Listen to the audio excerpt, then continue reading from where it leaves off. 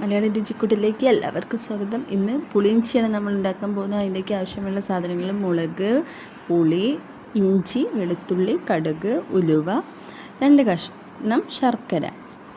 ആദ്യം നമുക്ക് കുറച്ച് ഉലുവയും കടുകും കൂടി ഒന്ന് വറുത്തെടുക്കാം. കുറച്ച് അരിയും ഞാൻ ചേർക്കുന്നുണ്ട്. അരി ചേർക്കാൻ അത് പെട്ടെന്ന് കുറുകി വരും.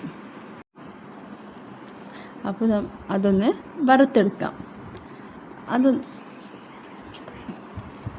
അത് നന്നായി ഒന്ന് വറുത്തെടുത്ത് ലോ ഫ്ലെയിമിലിട്ട് വറുത്തെടുക്കാം.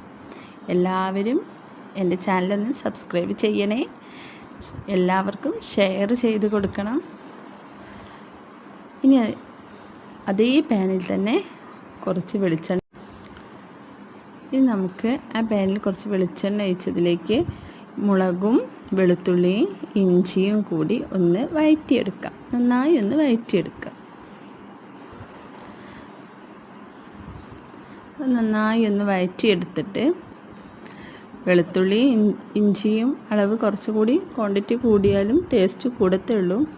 ആ സമയം നമുക്ക് അത് വഴറ്റുന്ന സമയം നമുക്ക് വറുത്തെടുത്ത ഉലുവയും കടുകും അരിയും ഒന്ന് പൊടിച്ചെടുക്കാം. മിക്സിയുടെ ജാറിലിട്ട് ഒന്ന് പൊടിച്ചെടുക്കാം. അതേ പാനിൽ തന്നെ ഞാൻ ചട്ടി അടുപ്പത്ത് വെച്ച് അതിൽ ഒരു സ്പൂൺ കടുകിട്ട് പൊട്ടിയതിന് ശേഷം പുളിവെള്ളം ഒഴിച്ച്. പുളിവെള്ളം ഞാൻ 2.5 ഗ്ലാസ്, ഈ ഗ്ലാസ്സിന് 2.5 ഗ്ലാസ്സാണ് പുളിവെള്ളം ഒഴിച്ചിട്ടുള്ളത്. പുളിവെള്ളം 3 ഗ്ലാസ് ആയാലും തരക്കേടൊന്നുമില്ല. വെള്ളം നല്ല കൂടുതൽ പുളിവെള്ളം വേണം. എന്നിട്ടത് കുറുകി വരുമ്പോഴാണ് അതിൻ്റെ യഥാർത്ഥ ടേസ്റ്റ് കിട്ടുക. അതിലേക്ക് ഞാൻ 2 കട്ട ശർക്കര ഇട്ടിട്ടുണ്ട്. ശർക്കര നമുക്ക് ലായനിയായിട്ട് വേസ്റ്റ് ഒഴിവാക്കി ഒഴിക്കാം. ഞാൻ പെട്ടെന്ന് തയ്യാറാക്കുന്നത് കൊണ്ടാണ് ശർക്കര അതിലോട്ടിട്ടത്. ഇനി ശർക്കരയും പുളിവെള്ളവും നന്നായി തിളച്ച് മറിഞ്ഞ് വരുന്നുണ്ട്.